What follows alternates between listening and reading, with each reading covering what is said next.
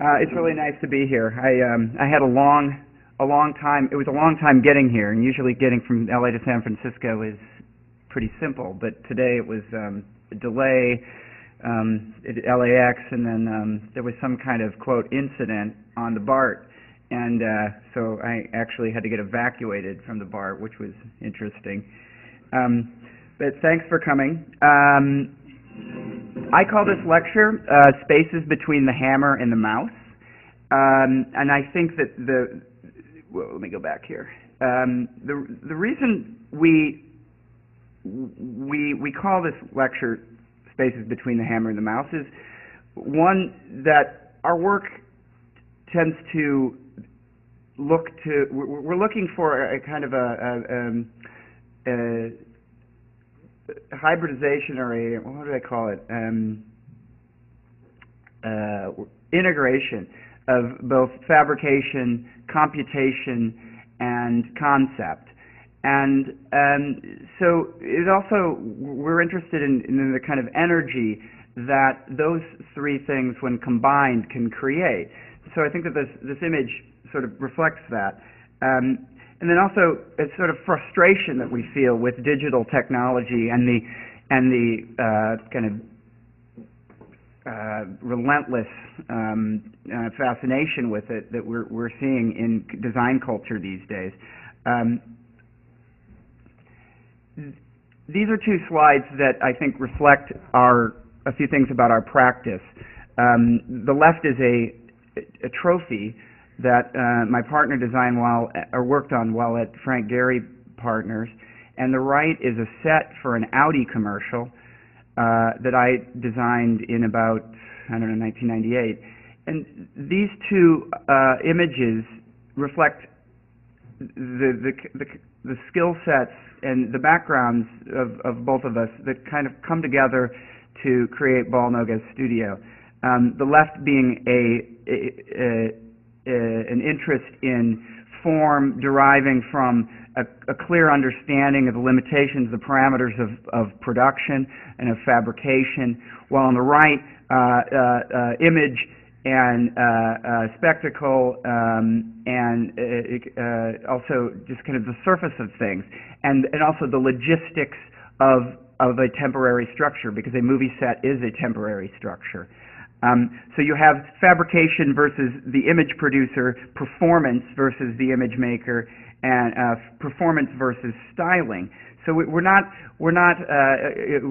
sometimes get thrown into one of these camps or another, that we're stylists or that we're only into structure and performance. But I think it's a dialogue between these two tendencies in design. This is just a brief overview of some of the history of our studio, actually of the work that Gaston and I both did prior to forming Ball Noga's studio. This is a recording studio I did in 1998. But again, this driven by, the design here is driven by an interest in material properties and physical properties, needs of the space, in this case acoustics, determining and driving the form. My partner Gaston builds custom automobiles, and this is a 1929 Ford Roadster pickup that he converted and did all the work, all the engineering on. And there's actually very little of a 1929 pickup here. This is, I think there's just this part right here. And he likes to tell people that this is a little bit like that Johnny Cash song, that it's like a 1959, 56, 57, 58, and it's like all these different years cobbled together. But he loves that the challenge of producing something that's built that needs to perform, that needs to really work. And custom cars, I think, are a great place to do that, especially in Southern California, where the culture is so rich. And we actually find that a lot of the people that we work with are interested in building cars, and some of the best fabricators you can find, I think, do it. So, what are we really up to? I use this picture because this is an early image of the Ford assembly line, And we use a term or a phrase called the design of production, and I think that is something that Ford was interested in, certainly. He was able to really design cars effectively after he had actually designed the production, the assembly line. He had brought the idea of bringing the material to the man rather than the man going to the material, and other assembly line and innovations. And all of this was new. And so, but when we approach a project, we really are looking at not only the effect that we're trying to produce and how it addresses program, but also really how can we pull this thing off given the logistical parameters that are in place. And so we have to really, because many of our projects are temporary, we have to really design how the project is going to be constructed, fabricated, installed, and dismantled, and disposed of or repurposed. So it's this idea of, rather than just thinking of design as being about an object, it's about the entire production. So I'm going to talk about maybe, I think, about 8 or 9 projects. The first being here, tessellated structures. The others being kind of agglomerations of rotated parts, in this case cardboard.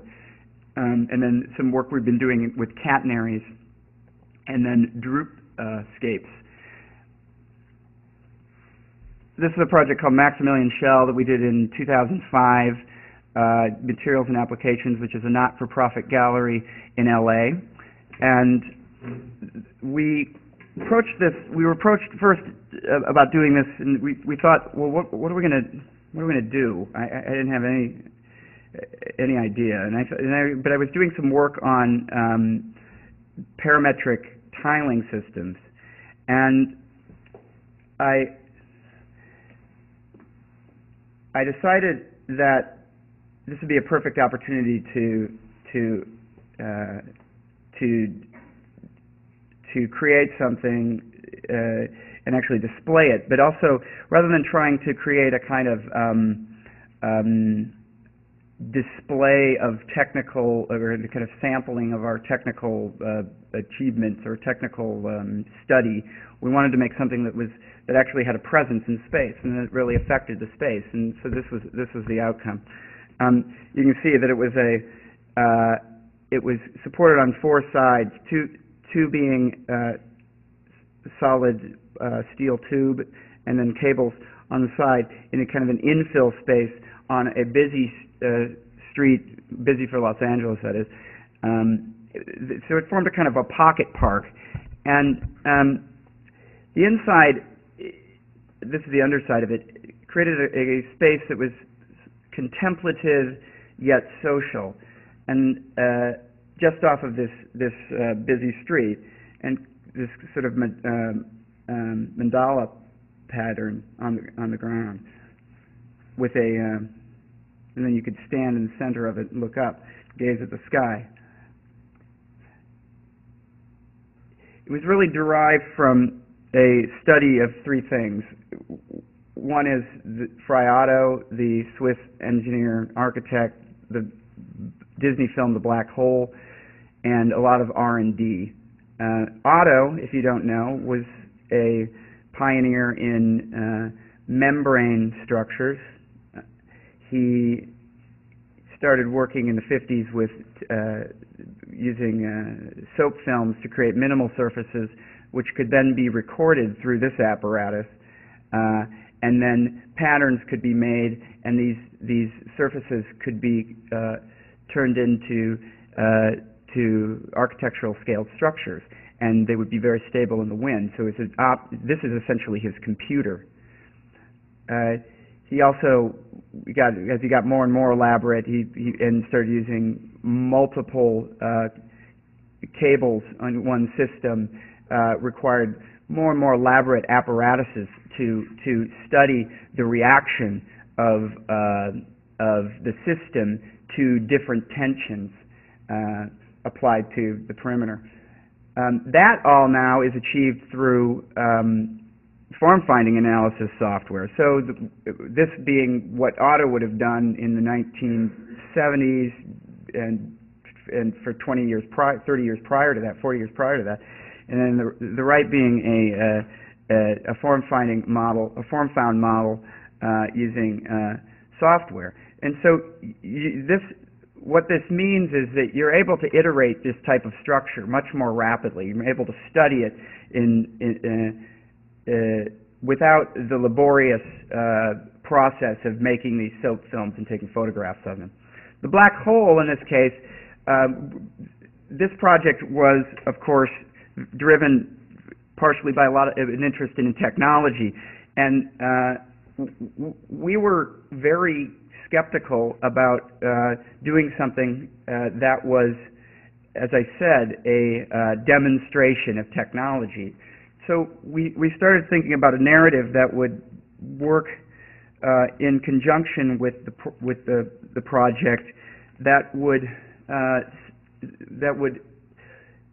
take a step back from this fascination with technology and give the audience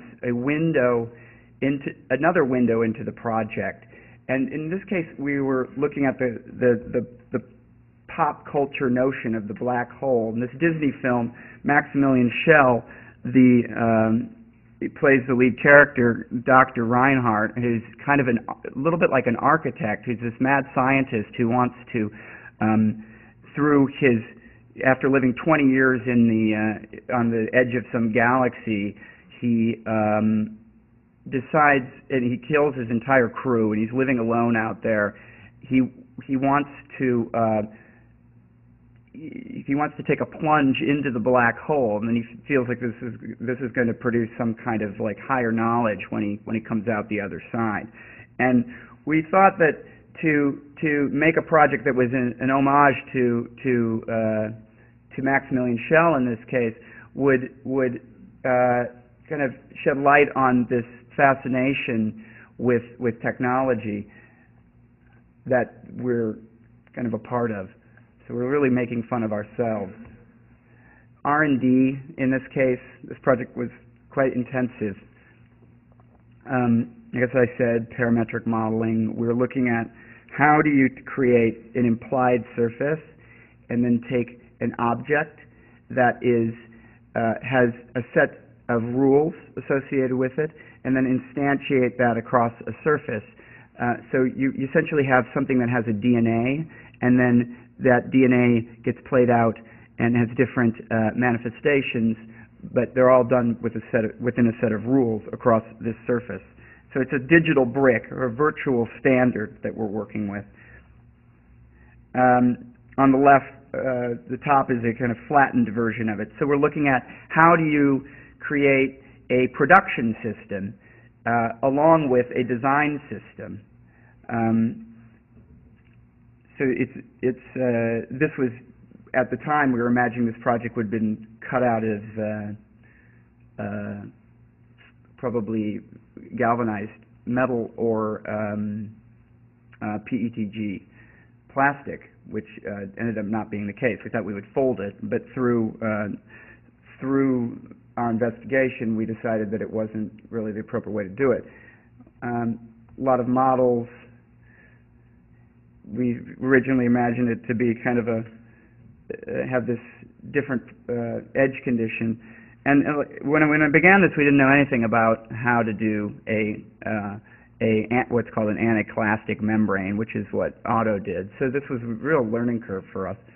But we eventually settled upon, which is what the most simple solution, but I think we ended up being the most elegant, which was to bring this thing all the way out to the edge. And it created the most immersive experience, I think, because it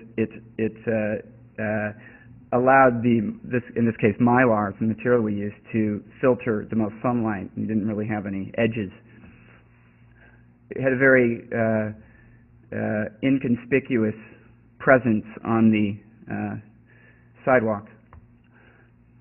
First mock-up of it using PETG. This is about 6 feet long, studying the tiling system. What we found is that when you go up in scale from something like this, 6 feet, to the scale of a building, materials, connections start to have, you start to need to do very different things. In this case, these are flanged connections, and we decided that that was not going to be appropriate. We kind of knew it wasn't going to be appropriate when we began, but we built this thing anyway. But we just wanted, it was like proof of concept. We wanted to see how this would, if we could actually pull it off. At the time, the prospect of putting together 504 unique parts was daunting. So we ultimately settled upon this a reinforced mylar that has a tint and a reflective coating on it, and using this kind of lapping system.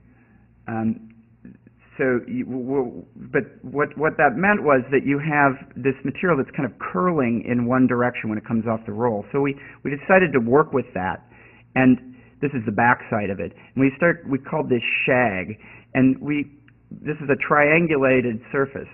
And so when given that this is a fabric, really, you can create a lot of excess hanging off the back of it. So that became what we called shagging the surface.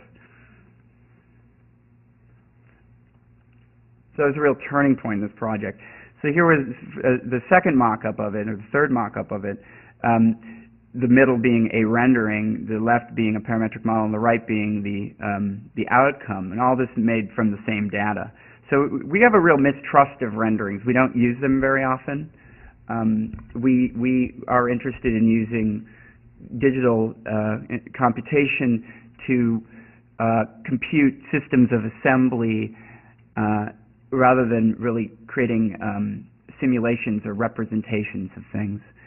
So it's not a skill that we really develop ourselves. If we do need it, we have friends do it for us. So this is the essential concept here, that you have these parts that it can be flattened and then assembled into this three-dimensional surface. Another major turning point in the project was the discovery of the cutting apparatus. This is a fabric cutting apparatus which is optimized for cutting these types of materials, and much less expensive than laser cutting. So it was really when we kind of understood this as a method of production that we were able to actually go forward with the project. So again, it's like designing, in this case, kind of designing the production as we're moving along. This kind of mock up the kind of rose window effect on the ground. And then the study of tension. We'd never worked with tension. Gaston had been working in Gary's office, and I'd been working for this architect doing like medical buildings. So neither of us worked a tensile project before. So we decided to learn what that felt like. What does tension really mean? Because we're going to build this thing ourselves. We don't have a contractor. So we went out to a park. We stretched 75 feet of cable between two palm trees and tensioned it up under several thousand pounds to see what that would mean, and then weighted it with beer bottles to see how that would deflect. Never having done that before, now it's kind of intuitive to me, but never having done that before was really interesting, because you can't ever make a cable flat, no matter how you try. So we tried different amounts of beer on there. We lowered the amount of beer sometimes, and ultimately, you end up working with the structural engineer, in this case, this guy Dieter Strobel in Stuttgart, who actually designs this software. And so this is a computer model that simulates the the effect of gravity and the effect of the structural performance of this type of a structure, an anticlastic membrane. So we're looking at the input of different parameters, basically the cable tensions around the perimeter, and what the outcome of that would be in terms of the form. So you can see there's a red version underneath the black ones, and you're working back and forth with the engineer, and ultimately in arriving at the best form for your project. Back to the idea of the virtual standard or the parametric brick. These are two of what we call pedals on that project. They're really made from the same computer model, but these are just two different versions of it, or as it's instantiated across the surface, two different outcomes of it. So you're taking this data from the engineer, which is this ideal surface that is based on a kind of a digital soap film model, and then instantiating this part across it. At the time we did this without scripting, so this was all done by hand, like 300 points, or 250 some odd points. We had to put each of these on this surface very laboriously. And then cutting it. Ultimately we get 504 parts and then assemble it. Let me go back a second. We're doing it alone. It's a nice gold color. We do all the construction, manage all the construction. I mean, we worked in this project with a lot of volunteers. So it's about a year of research, 2 weeks of fabrication, and about 2 hours to hoist.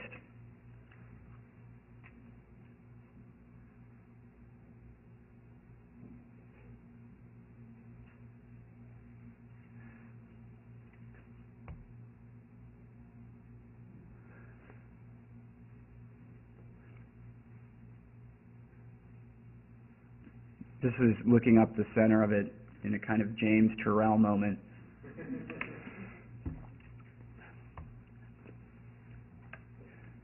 I mean, I think that the black hole metaphor is also applicable, given this is really a funnel that collects light and concentrates light. And then also the way that we organize these parts, we created an algorithm that took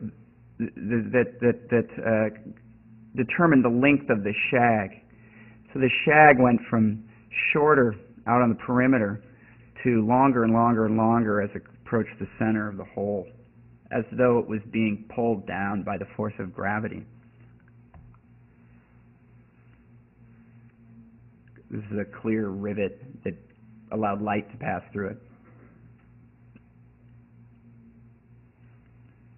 And the transparency, you can, if you look at different images of it, it's simultaneously transparent and reflective.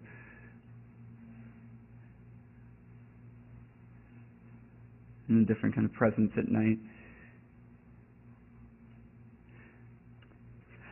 So I like to talk about these processes, but I also think that it's somehow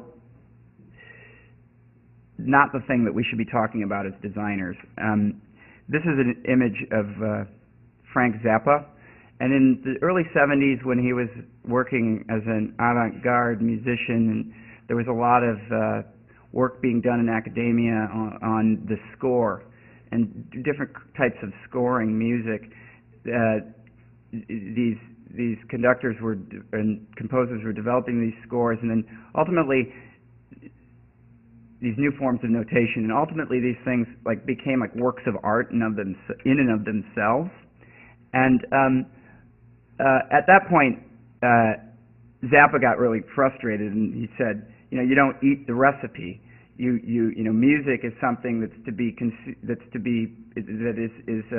a direct connection between the airwaves vibrating and our nervous system, and that's what it should do.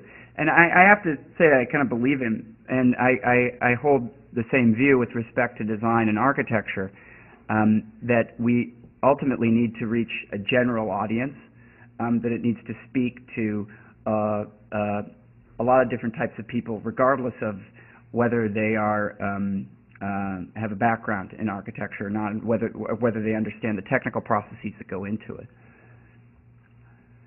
This is a project for Frank Gehry and Tiffany to commemorate the launch of his new jewelry line. So the background of this project was really that it was an event design for Tiffany and Gehry on Rodeo Drive. It was a 2-hour event. What we wanted to do was honor the materiality of Gehry and fuse that with the luxury of Tiffany, kind of expand the Tiffany brand to include this different aesthetic. And so we working with the what they were calling the Body is Landscape ad campaign for the new Gehry jewelry line. We created cardboard structures throughout the event site that really had that spirit of this Body is Landscape. We created ottomans. This is a wall that was used for the display of the jewelry with live models within it, wearing the jewelry, looking just like the ads, which, by the way, Tiffany wasn't comfortable with for some odd reason. They approached us before the event and said, we're not really that comfortable with the peep show aspect of this. And because you stand in front of these windows and you look in at this naked model wearing the jewelry, and we're like, well, we just cribbed this directly from your advertising. And that was the end of that. They loved it in the end. So this is really an expansion on what Gehry did in the 70s with his easy edges, where he was really extruding this stuff. And so we thought, well, what happens when you start to twist this? As that's a close-up of some of the cardboard. You twist it like a deck of cards. These are die cut. So these are the dies that we have to design. Each of these parts is, really optimized to fit within a 28-inch by 97-inch piece of cookie cutter, really. So it's, in this case, even the part itself is determined. We're designing the part itself, like we're designing the studs and we're designing the drywall, determining the sizes of the studs in the drywall. So this is a rotary die. So that's a drawing for it. It cuts through this cardboard like 6,000 impressions an hour. I'm actually not going to show the video, but that's the machine that will do it. It arrives on a truck. We break it up into individual parts. It's a little bit like it's hard to explain, but it's a little bit like a Barbie kit where you have like like her motorcycle or something, and you have it. They have these like little tabs that hold everything in place. That's the way that these are. The sheets arrive, and then you break them up by punching them. We did an early mock-up of it to test it for structural performance. I should mention that we're really designing the tools of design as well. It's like designing your own French curve. This model was designed, this is a parametric model using a mechanical engineering software called Top Solid, and the model is designed to incorporate the exact profile of the cardboard and then instantiate that cardboard across into a volume, and then through a set of controls we're able to manipulate the model as though we were playing with actual pieces of cardboard.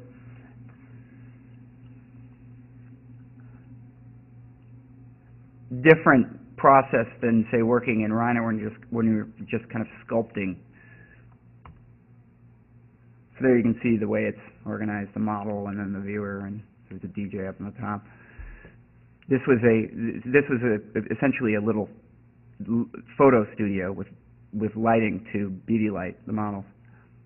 the inspiration being Duchamp's Étant donné.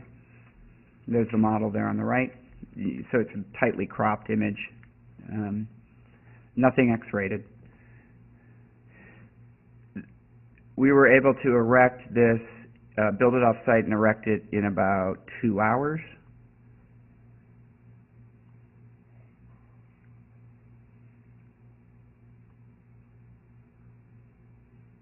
Working with a lighting designer.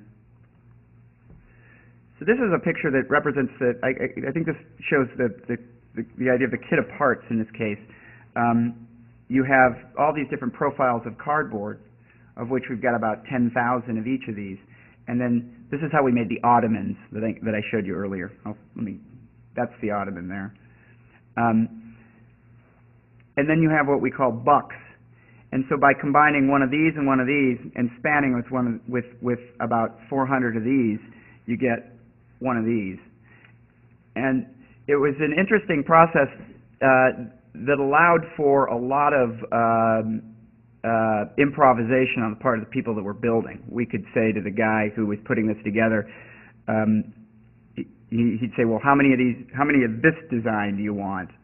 We'll be like, well, I don't really care. You just pick 2 of these and then grab some of those, just as long as they're consistent, and then we'll come up with something new. So we took this idea of laminated cardboard further at the Rice Gallery in Houston.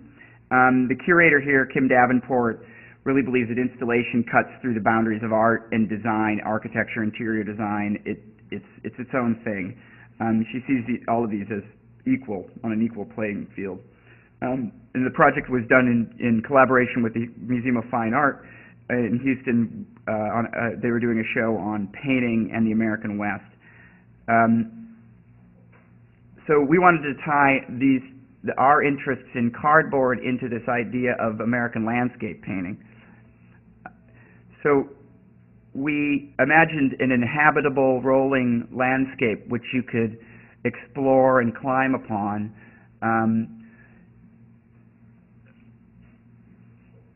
It was a little bit like the thing looked a little bit at times like water, but it also looked like land. And we wanted to create we don't want you to have a sense of of how you could inhabit this thing until you explored it. So it required you moving through it to really understand it. Again, we're working with the twisting idea of the cardboard. This is the first study model of it. So the idea was that you had these long stacks of cardboard, and they're flat, more or less horizontal in the back, and then twist and break apart into these canyons in the front. So you could see, this is a glass facade of the gallery, so you could see up into this, and then you'd climb up on top of these things. So it's kind of like King of the Hill. Kids were really into using it that way. And then also we wanted to create this landscape within the gallery that was informal and that would kind of push at the boundaries of what people understand. Well, I wouldn't say the boundaries, but push people's understanding of what was supposed to happen within a gallery. So we wanted to extend the casual social atmosphere of the campus into the gallery.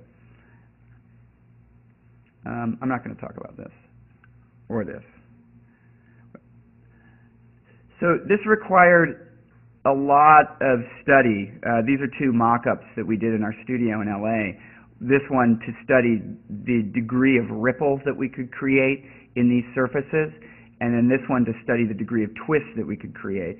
One of the design criteria that we set for ourselves was that this thing had to be inhabitable, and you had to be able to walk on it anywhere throughout the entire installation. So when you start twisting cardboard, stacks of cardboard this degree, it starts to get a lot weaker because you didn't have as much overlap. So we really needed to study that. That's what that mock-up is.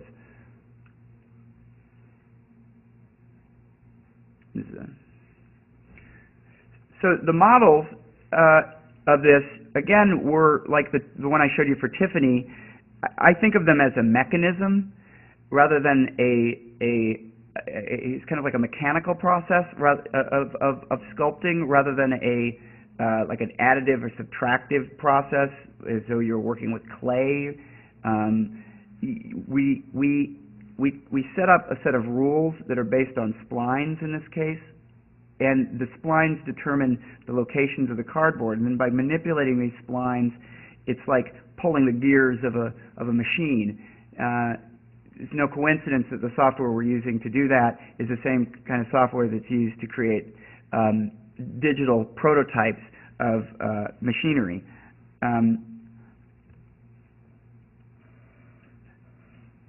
So we're also looking at how if you manipulate one of these ribbons, it pushes and it pulls on its neighbor. So it would have this rippling effect through the whole array of 5 of them. Here's 3, but we had 5 total.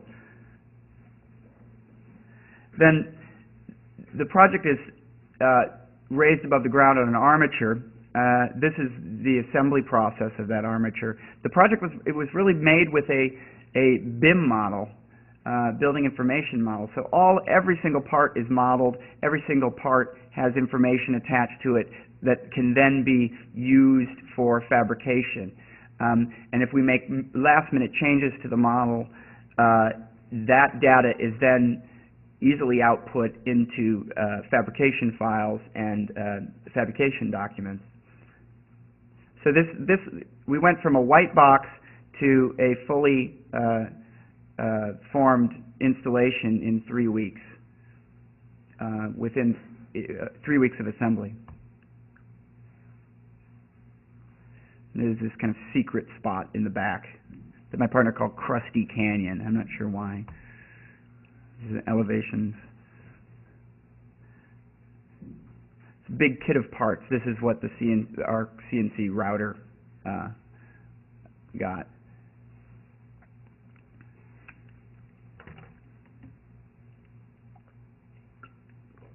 This is the only data that we really needed on site, which is the plan. This is the location of all the little columns that support this thing.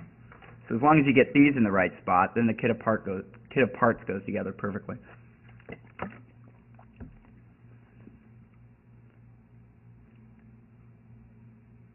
There's the cardboard again. There's something like 8 tons of it. We had people for days pulling it apart, the Barbie kits. It produced about a ton of waste. That was all recycled. I'm not lying. It's Rice University, after all. They do everything right.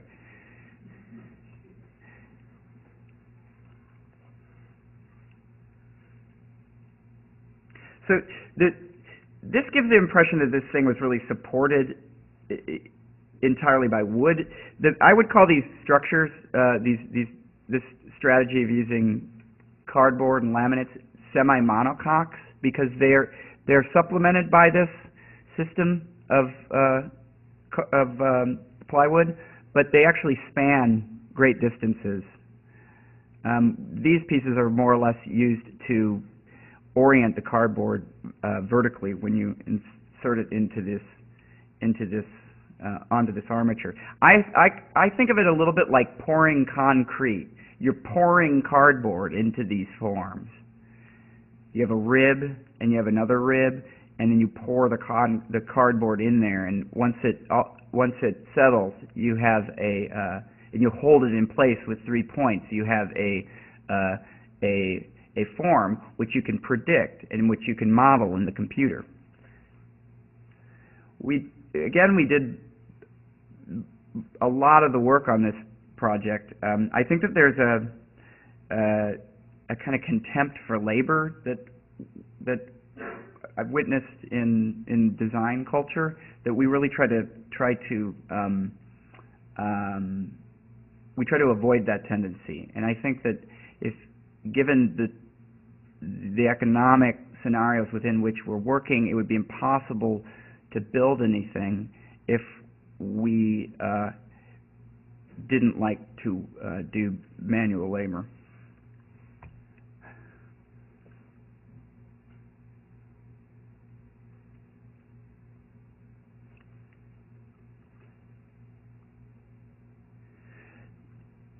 This one, you can see, this is exactly what we built, although this is the model we used to create the project. But we found that we reached a point in the modeling where we ran out of resolution. Like, I think I had like the tolerance too high on the modeling software, so we weren't able to get a lot of detail in some of these areas, and so we decided we would leave that up to us on site, and we'd actually create these kind of apply these kind of ripples and flourishes where we thought we needed them on site. And so we're not really married to this idea that everything has to be an exact replica or result of what you see in the computer. We're interested in this dialogue that happens between the hand and computation. Another thing I should mention is this has this kind of white effect, or this white look, which was because this cardboard was white on one side and then brown on the other.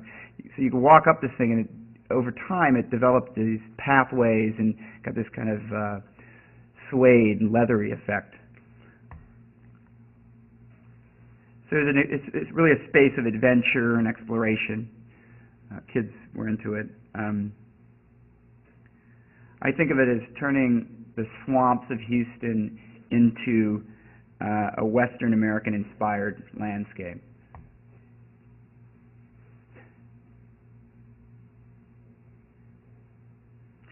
There's a different understanding of the top versus the bottom.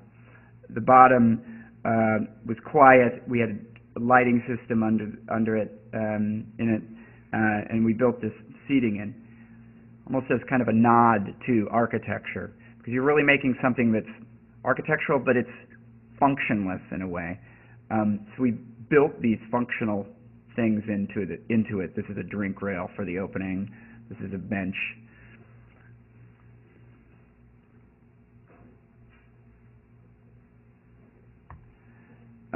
This is the MoCA Skin and Bones installation that you mentioned. The show at MoCA was to compare tendencies in architecture to that of fashion, and so they had a big gala opening to raise money, and we had about a month to conceive and put this project together. We really wanted to confront this conceptual problem about in event design, which is can we create a place for the evening that serves a diverse group of people and that still resonates in people's memories, and then also how do we make something which illuminates the intersection of the disciplines of architecture and fashion, and then also how do we subtly subvert the notion of a fundraising gala where people are going to be wearing extraordinarily expensive gowns that probably required child labor in Indonesia, and kind of subtly subvert that without biting the hand that feeds us. So what we decided to do was to work with 2,000 pounds of rag stock T-shirts and separate those T-shirts and distribute them across a net that was a form-found net in the manner of Otto, and then we worked with our structural engineer who's actually up here, and weave these through the structure and organize the surface of this thing by color. So it formed a gateway which the guests would pass through en route to dinner. So it's using like a lot of analysis. This is a drawing that we provided the net fabricator, who actually makes fishing nets. So this project involves a lot of concepts that you would use in fashion: patterning, seams, draping in this case, pattern making, weaving. We had to really speak a language of net design that we'd never spoken before with a guy who'd never worked with architects before. This is the raw material. These things come in 50-pound bundles. We would then separate them out almost like pigments and then lay them out on the floor. That's our palette. And then this is our net. And then, like a pointillist painting, or a little bit like a latch hook rug, we wove these T-shirts through the net. That's actually after the event. And we left big bundles of them, of the clothes down on the ground. So this is like you're walking up this ramp through this array of, you know, like old Jordache jeans and mustard-stained, vomit-stained sorority T-shirts and Coca-Cola shirts, but you're wearing like a Watanabe gown or Chanel or something. So we thought, this is a PS1. This project is a competition held every year in New York City by the Museum of Modern Art. It's a kind of high-profile project. Typically, they've used it to give young architects a voice, and then they create a party backdrop for this series of musical events that happens there every year. So they needed us to create a urban landscape that had shade, water, seating, bars. There were families there on the weekends. Club kids would be there. It's an event space, so you're dealing with rowdy people, drunk people, people on drugs. So the things that we're asking ourselves when we began this was, how do we make a temporary environment in a high-profile venue that's also had a history of experimentation and in some cases failure? There's been some problems with other structures there in the past, so we knew we needed to make something very robust and something that we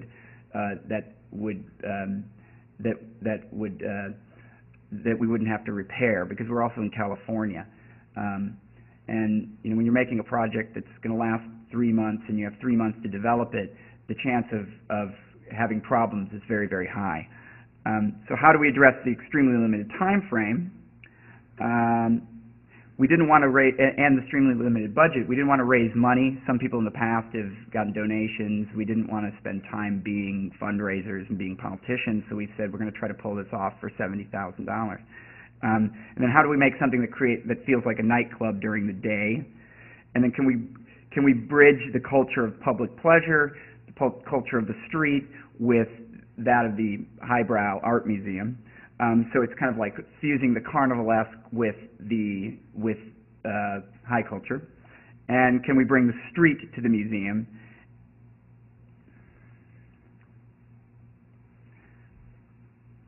So our solution was to create expand on the work that we've done with Maximilian Schell and create a very high performance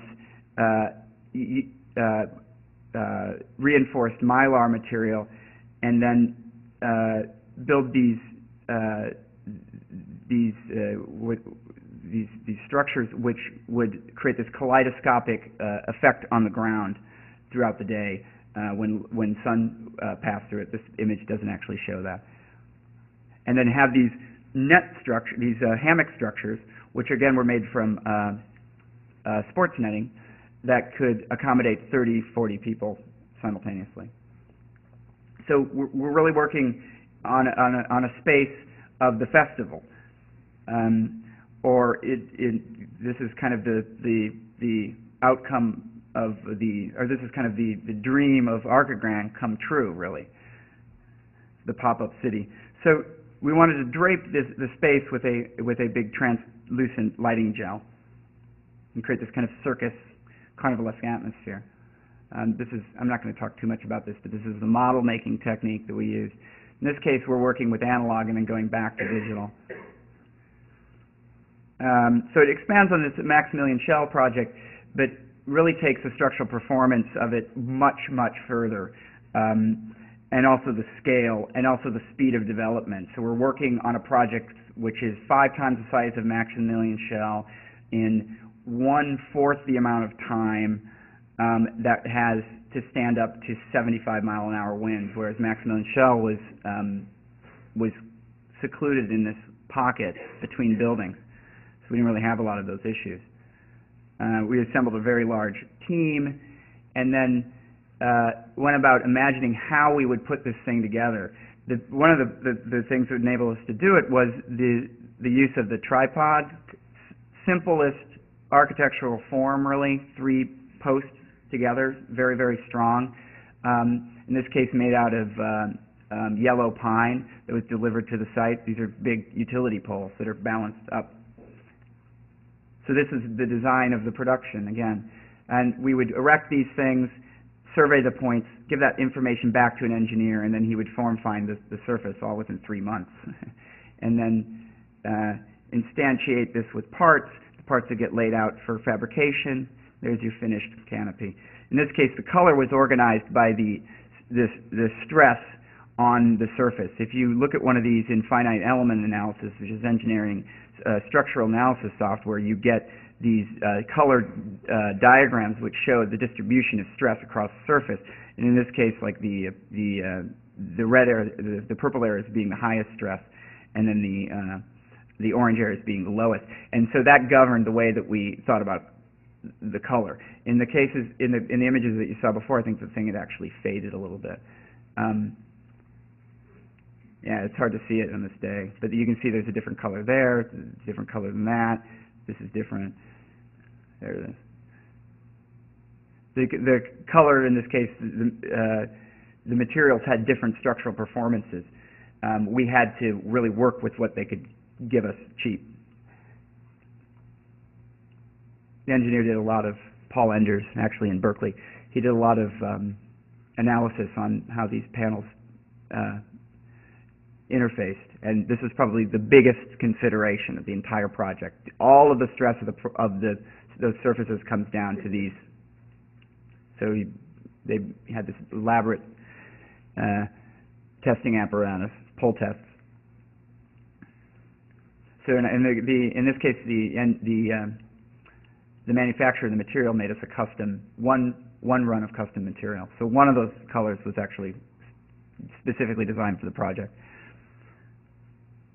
So these are tripods. These were made with a template that was printed out, and then they were mitered using a chainsaw. So it's like, I love this idea of the high tech and hand at working on the same project.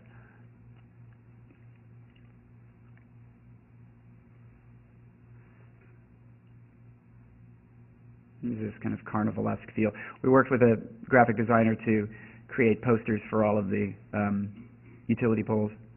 The project survived 2 tornadoes that summer, which I think is significant. These nets were done in collaboration with artist Sheila Pepe, who works in cordage materials. She does a lot of crochet. So she's really creating a similar type of structure as this, but she's doing it using a kind of where the material is feeding back in the process. So she hangs this big piece of netting and then starts to tighten it and stitch it here and stitch it there, and so you have this kind of I think I have another picture of it. Yeah, you have this drawing in 3-dimensional space that is on the one hand it's a drawing, but on the other hand it has a purpose in that it's tightening this net up and creating tension in it. She would come back and work on these things weekly because this would tend to loosen up during the parties.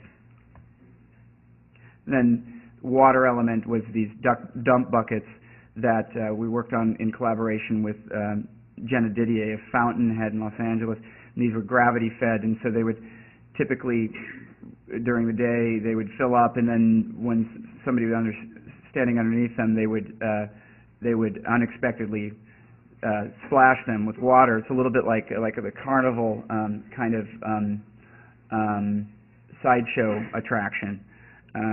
Create this sort of sense of anticipation. And then we're kind of engineering this social relationship between the person who's underneath the bucket. This became a big stage, really. And then these are the weekly posters. So we're taking this idea further in a project in Saugerties, New York, where we're using sheet metal and assembling sheet metal in a similar manner to what we did at PS1 and on a Maximilian shell. So can we make a textile type membrane out of facets of sheet metal? So we're expanding on this historical form of the Friado era tent, but using these contemporary techniques to expand upon it. So this was as a teepee, you have it's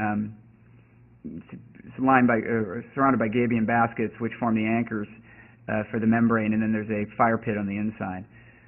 This is really this guy's little party space.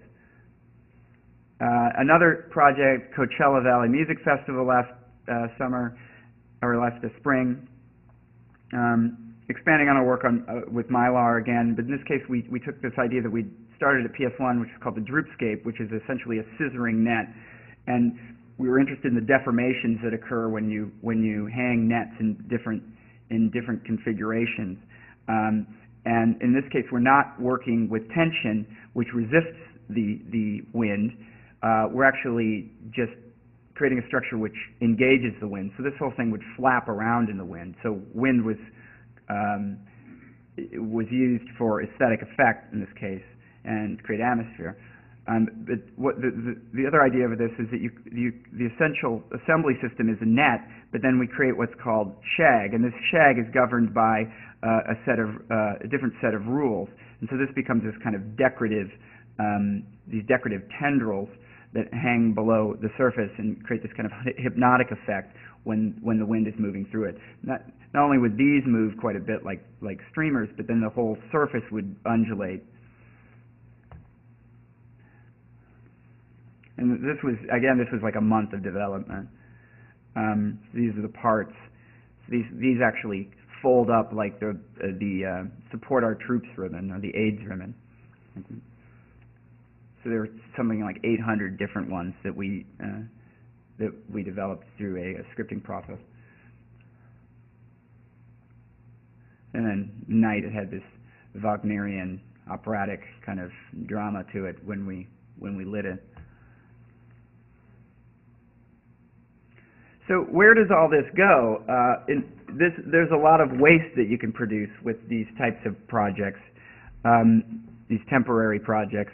We started thinking about that last year, and we thought, well, what if we, rather than repurposing the material or throwing it in the recycle bin, what if we designed the componentry of an installation to actually become products that had a usefulness after the life of the installation was over. So this is a diagrammatic drawing showing this process where to make this installation, we're actually using patterns that will later become T-shirts. Now, Freytag's already done this in the sense of repurposing, but they don't really. They're not designing the billboards, and they're not making the billboards that they use to create their bags. I don't know if you guys are familiar with that. They take printed billboards in Norway, and I think it's Norway. They might be in Germany. And after the billboards are done being billboards, they buy the material from the printer or the company, the media company, and then they cut them up into bags. But what we're imagining is, what if Freytag was involved in or in this case us, involved in the manufacture and the printing of the billboards prior to them going and becoming billboards. So what if you built the pattern of the bag into the billboard, or you built the billboard image out of an assembly of bags? So in this case, we're using T-shirts as an example. But this is a project that we've been working on that's been funded by the Graham Foundation in Chicago. So we call this life cycle design through cross manufacturing. You're thinking about manufacturing two different scales at once.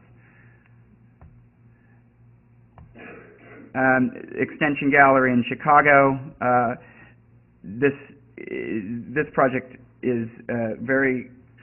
was produced pretty rapidly. Again, the things we were asking ourselves, the gallery context, can we shape space without creating volume? How do we make architectural moves without actually making solid objects, without creating surfaces? So by using the notion, can we use the notion of fog to organize a space, or the notion of a gas to organize a space? So we used an economy of materials here, about 10 miles of custom dyed twine, and then 2 large format inkjet prints that were on each wall. And the effect was really one of a painting in 3 dimensions. So somebody had taken like an aerosol can and frozen it in space, the gesture of an aerosol can. This is based on, again, like the material properties of the string. The string, when you have different tensions in these strings, you get different formations, and these are very predictable mathematically. These are images that Friato did probably in the 60s. But we wanted to do is take this idea and make it completely variable. I mean, he's working with like 30 strings here. We're talking, in our case, we're with 2,500, 2,600 of them. So there's an image of it. So each of these is precisely located and is of precise length, and the color is completely controlled. So we're dithering the color from a blue, which is kind of inspired by the skies of LA, to the kind of the smoggy part of LA skies.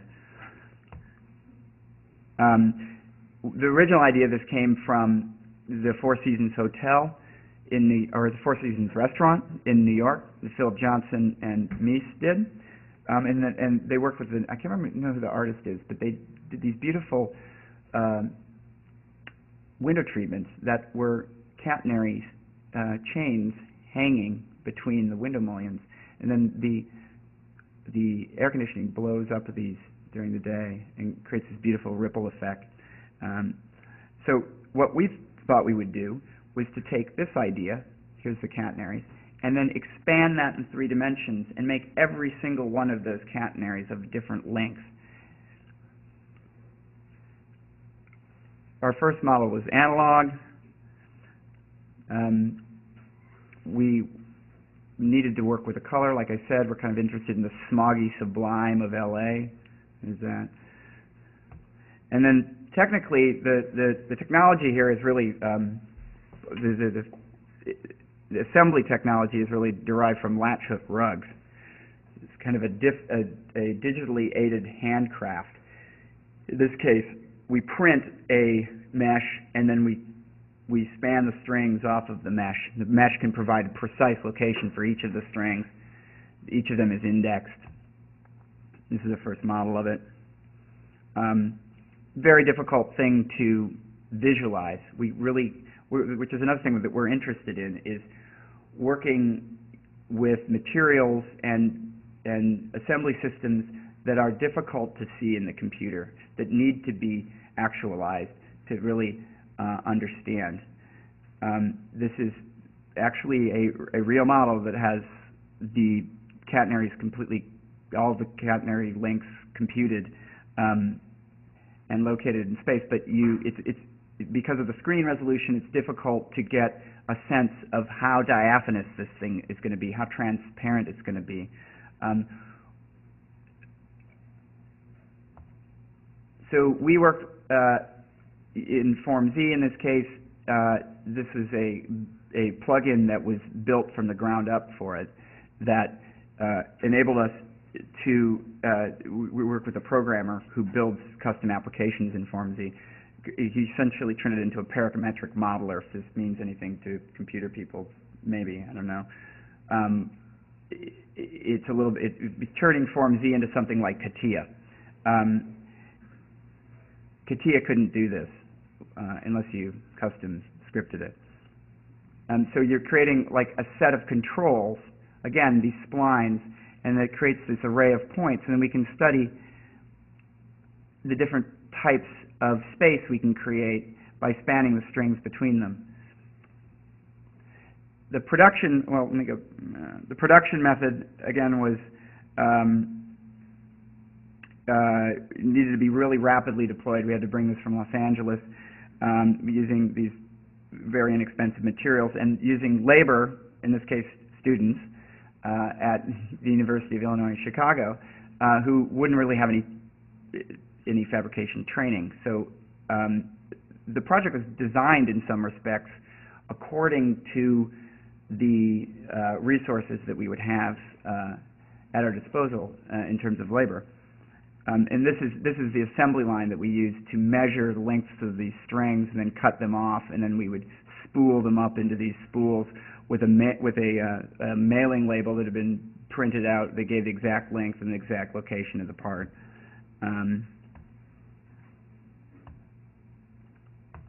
Then we wove them through the net using a carpet needle.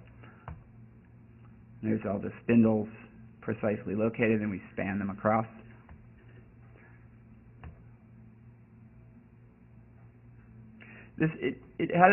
You could understand the thing from the front. You could see it as hanging string, but then as you moved into it, it really had more of an effect of snow coming at you when you're in a car.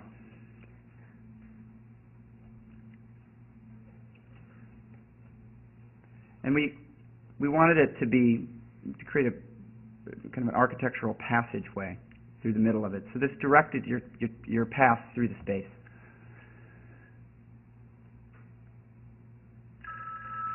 Ah.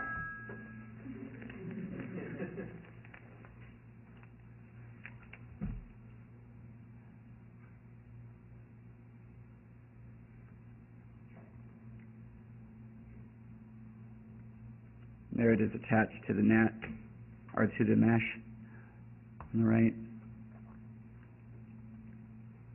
So you can see these things were accurate within a quarter of an inch, or half an inch probably.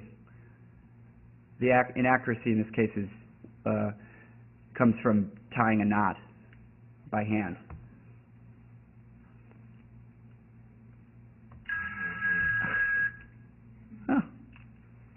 Should usually turn that off. Sorry. But that usually means it's time to stop anyway, so.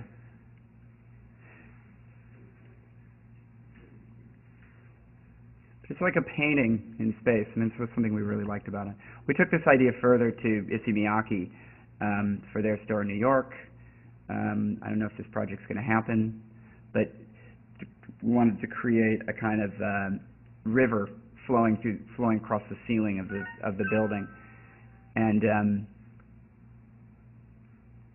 they were looking for something more. They wanted to create a kind of sense of adventure, a sense of fantasy in their stores that wasn't really happening. This was one of their more boring stores.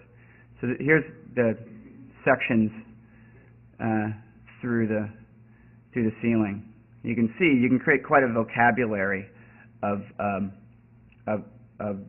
formal moves. This is subsampled probably every 5 feet or something.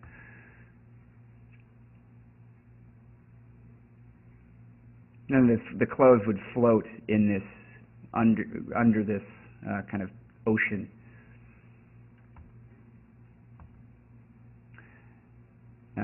This is the project for the Venice Biennale.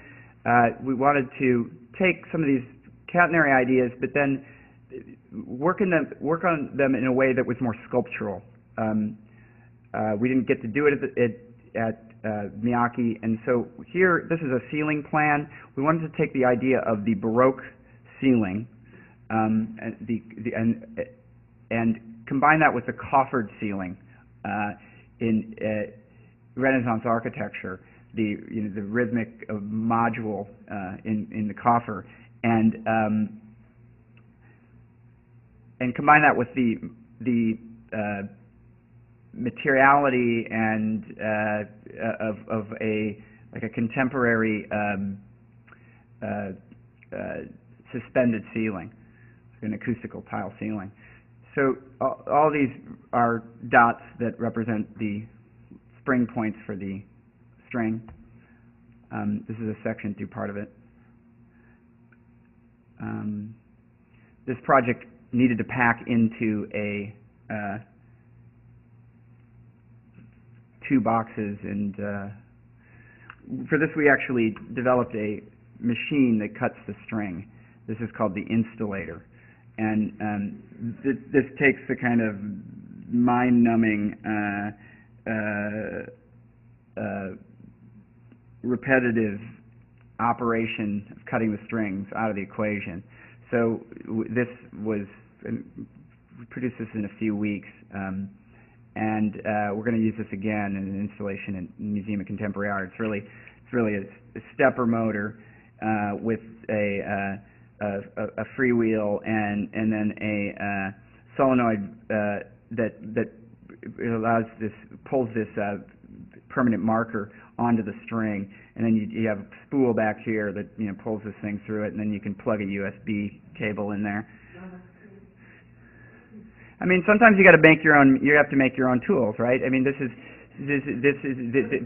like in the digital design realm, we don't want to take for granted, or we don't want to just take that there's just CNC routers and laser cutters and water jet cutters and tubing benders for granted. I mean, there's a lot of other things out there that you need to fabricate, and sometimes you have to make your own tools. So this is a case of that. And I think that the same philosophy holds true for our software. A lot of the things we're trying, there's not software that's out there that you can use off the shelf to produce these types of configurations. So we have to develop it from scratch. So this is a section of the Biennale, and then there it is. And we put the installator in there, in the space, like it was kind of like a church, the church of the machine. The curator wanted it to be in a passage space, which I think was a great idea because he didn't want it to be understood as just this aesthetic effect where you go into a room and, oh wow, that's great, and then you turn around and walk out. In this case, it was in a passage, so you walked up those stairs and into another exhibit. So it directed your movement through it. You could go around the sides, and you had to duck under it.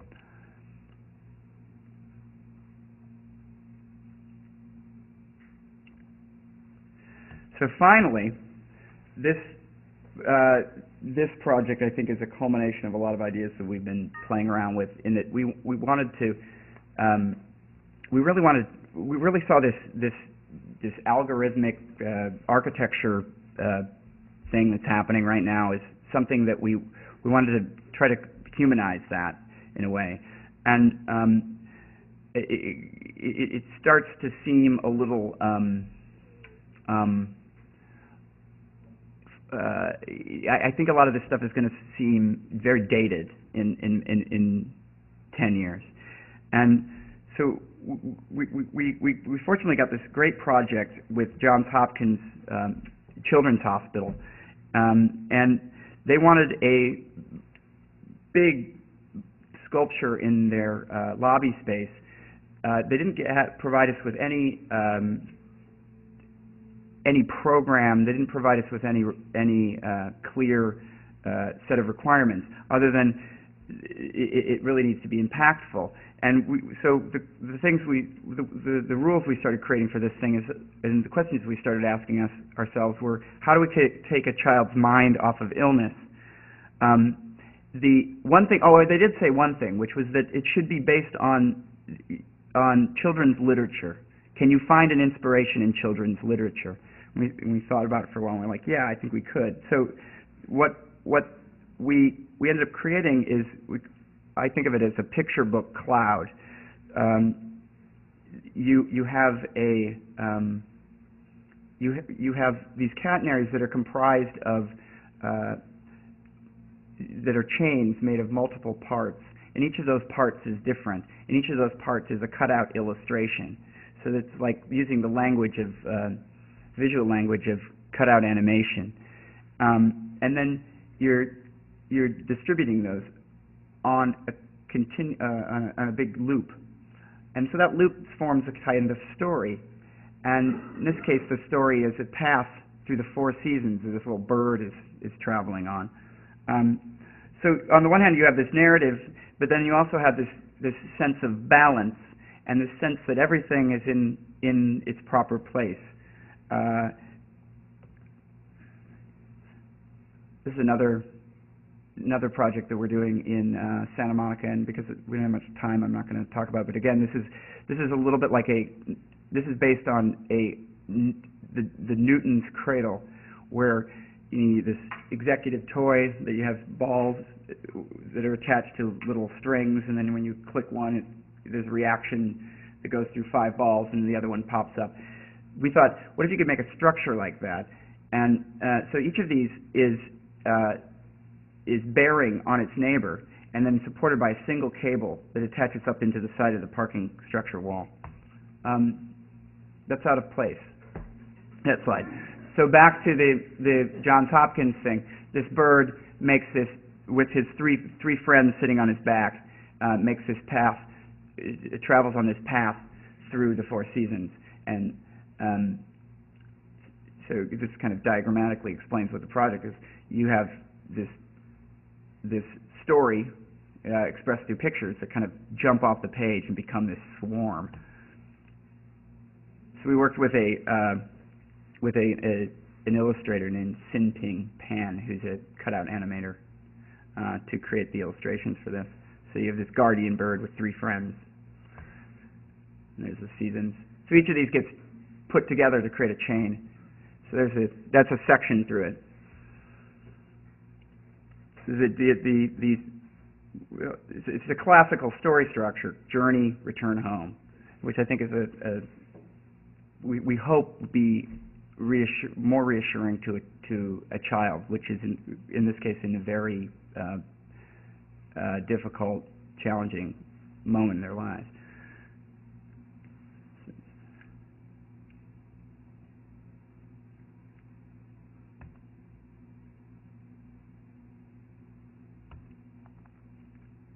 So I think adults can also appreciate it too, for its complexity, for its technical prowess, for its effects on light, the kind of sense of awe at the number of parts. We wanted to create like a number of parts that was, as awesome as maybe you might see in nature, like looking at a tree, leaves. So if you guys have any questions, I'd like to stop it there, because I've gone a little bit too long.